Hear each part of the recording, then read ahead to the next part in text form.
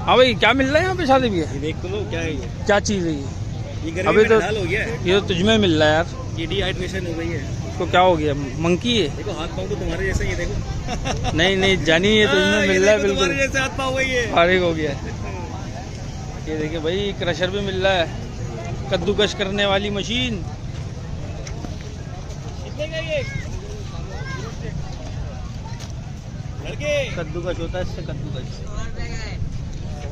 गाजर का हलवा, मूली वूली जो भी कद्दूकश वगैरह करना है, इससे बेहतरीन तरीके से हो जाएगी। और ये 100 रुपये का एक है भाई। ये मंकी 100 रुपये का मिल रहा है शादी। ये क्या है? ये कद्दूकश करते हैं ना, गाजर का हलवा नहीं बनता घर में। हाँ, गाजर का हलवा बनाएं, जो करना है करें। वैसे ये गवर्नमेंट के पास भी है ना। हाँ, वो आवाम को कद्दूकश कर रही है आजकल। चील रहा है गवर्नमेंट आजकल